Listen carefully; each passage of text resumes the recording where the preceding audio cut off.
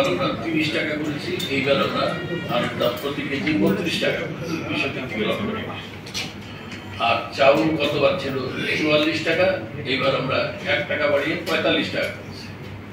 আর আতপ চাউল আমরা 44 টাকা দাম নির্ধারণ করেছি, আর গম 34 টাকা নির্ধারণ করেছি প্রতি কেজিতে।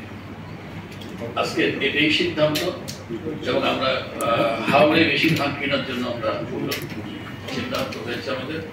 আমরা 7 তারিখ থেকেই, আগামী 7 তারিখ থেকে হাওড়ে আমরা প্রোগ্রাম শুরু করব, এবং আশা করি আর কি আমরা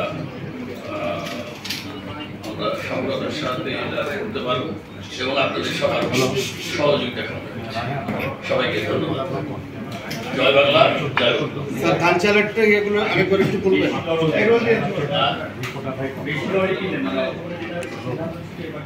44 টাকা,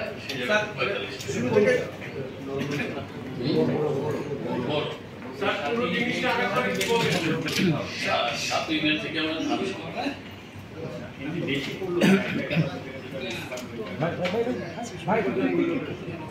ধান ধান চালের প্রাইসটা আরেকবার একটু বলুন। ধান 32 টাকা পার কেজি। স্যার পুরোটাই আরেকবার একটু বলে দেন স্যার। মানে কোনটা কত নেবেন, কত দাম সব বলবেন। ধান 5 লাখ মেট্রিক টন, প্রয়োজনে এটা ওপেন থাকবে, যদি কৃষকেরা আরো বেশি নিয়ে আসে তাহলে আরো বেশি কিনা হবে।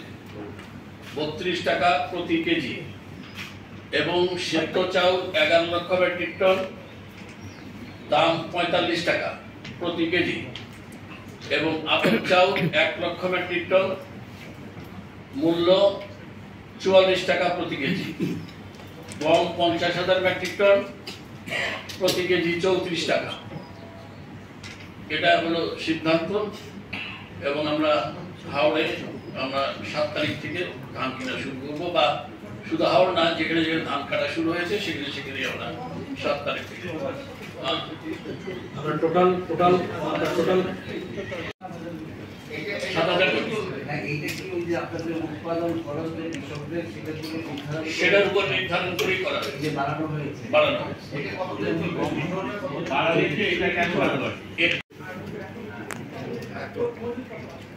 আমাদের খাদ্য মজুদ চাউল গম মিলে এখনো 12 লক্ষ মেট্রিক টন আছে, কারণ এখন সিজন, এখন আমরা প্রকল্প করতে পারবো।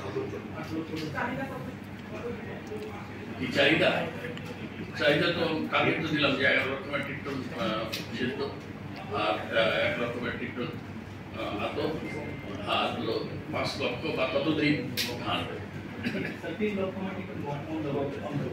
আর আমাদের গম এখনো খালাস করতে বাকি আছে, মানে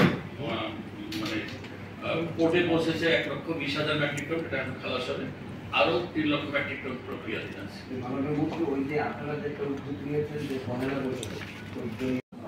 অলরেডি শুরু হয়েছে। আপনারা মিলে বলতেন, আপনাদের যে প্রতিনিধি আছে তবে মার্কেট থেকে পুরানো চাউল যাইতে সময় লাগবে, কিন্তু নতুনটা অবশ্যই ঢোকা শুরু হয়েছে।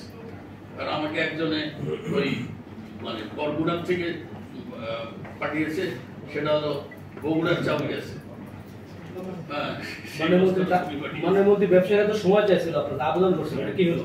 ব্যবসায়ীদের সময় চেয়েছিল, সময় দিলে সময় চাইতেই থাকবে, এদিনের সময়ের কোনো ব্যাপার নেই। সময় আমরা যেটা বেঁধে দিয়েছি 55 দিন সময় দেওয়া হয়েছে, এটা এনাফ সময়।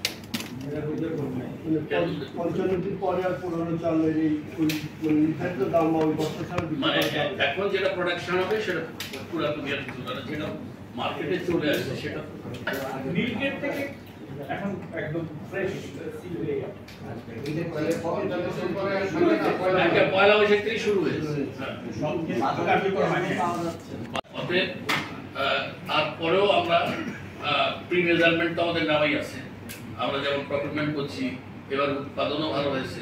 দোয়া করে কোনো ঝড়ঝাঁটি যেন না হয়, এটা যেন উঠে আসে, সঠিকভাবে যেন উঠে আসে। দ্বিতীয়ত আমরা মানে এখন গমের একুরি প্রাইস কম আছে, আমরা ইতিমধ্যে আমরা এক্সেস গম সংগ্রহ করেছি, আরো গম সংগ্রহ করব।